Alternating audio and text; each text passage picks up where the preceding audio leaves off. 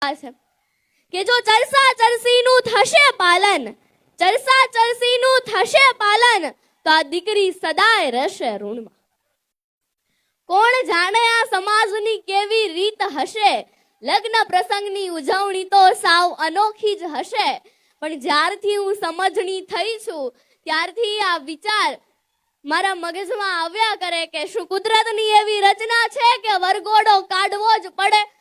Traffic અને ધ્વનિ પ્રદૂષણ ફેલાવવાનો શું અર્થ છે? શું ડીજે વગર સપ્તપદીના ફેરા ન ફરી શકાય? આપણા પેટની ભૂખ માત્ર ને માત્ર 80 કે 100 ગ્રામની હોય તો 600 કે 800 રૂપિયાની ડીશની શી જરૂરિયાત છે? નવયુગલોની પ્રીત તો પાલવડે બંધાય છે તો ચોરીનો માળો લાખોમાં કેમ લખાય છે? હા, આવા શુભ પ્રસંગે દીકરી પાર્લરમાં તૈયાર થાય એના ઘણા શોખ હોય, ઘણા સપના જોયા હોય, પણ જ્યાં મોર જાજે ઉગમણે દેશ એવા ગીતો ગવાય છે ત્યાં ડીજેના પડઘા કેમ સંભળાય છે? શું મામેરું વધાવવું જ પડે? સોશિયલ મીડિયામાં એક પોસ્ટ ખૂબ વાયરલ થઈ હતી કે મામેરાની વિધિ સમયે મામેરું વધાવતા એક બહેનની આંખમાંથી આંસુ આવી ગયા. કે ભાઈ બહેન માટે ઓછું મામેરું લાવ્યા હતા એ માટે નહીં, પણ પ્રસંગમાં હાજર સ્ત્રીઓ એમના ભાઈનું સામાન્ય મામેરું જોઈને એમની મજાક ઉડાવતી હતી. જો બહેનને કંઈક આપવું જ હોય તો બંધ બારણે કે ગુપ્ત રીતે ન આપી શકાય? સમાજમાં ઢંઢેરો પીટીને ગામને બતાવવાની શું જરૂરિયાત છે? અને હમણાં તો અલગ જ વાના રસમ, પીઠી રસમ, છાપ ડેકોરેશન અને છાપ ડેકોરેશનના ક્રેઝમાં છાપમાં મૂકવા માટે મોંઘાદાટ કપડા અને 8 થી 10 લાખ રૂપિયાના ઘરેણા તો ખરા જ. શું આ ઘરેણા આપણે પહેરવાના છીએ? એ ક્યાં રહેવાના છે? ઘરની તિજોરીમાં કે બેંકના લોકરમાં? આજે દેશમાં કરોડો ટન સોનું એ બેંકના લોકરમાં જોવા મળે છે. એટલે જ આપણા દેશની ઇકોનોમી નીચે આવી છે.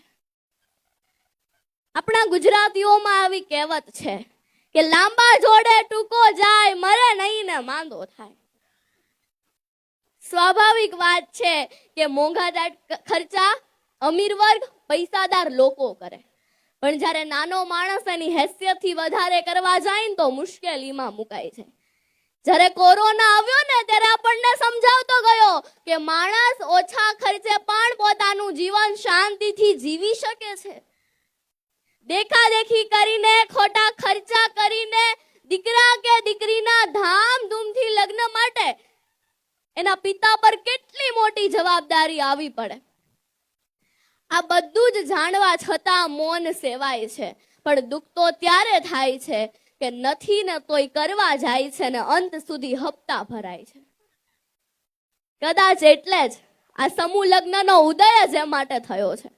ધર્મનંદન ડાયમંડ્સ પરિવારમાં કામ કરતા કાર્યરત કર્મચારીઓ કે જેમને પરંપરાગત ખર્ચ કે ગજા ઉપર વટા ખર્ચ ન થાય અને એમને રાહત મળે, એની ભવિષ્યમાં એની મૂડીને બચાવી શકે એ માટે આ સમૂહ લગ્નનું આયોજન કરવામાં આવે. આ ધર્મનંદન ડાયમંડ્સ પરિવારની તમામ યુવા ટ્રસ્ટી ટીમને હું દિલથી બિરદાવું છું. અંતે નવયુગલોને શુભકામના પાઠવતા એટલું ચોક્કસ કહીશ કે કાજલ આપની નજર ઉતારે, કાજલ આપની નજર ઉતારે, સૂર્યના કિરણો નવી ઉર્જા બક્ષે, સમાજમાં દાંપત્ય જીવનનું શ્રેષ્ઠ ઉદાહરણ બનો, સૃષ્ટિ એવો તરબતર સ્નેહ વરસાવે. Thank you. જય હિન્દ, જય ભારત, ભારત માતા કી જય.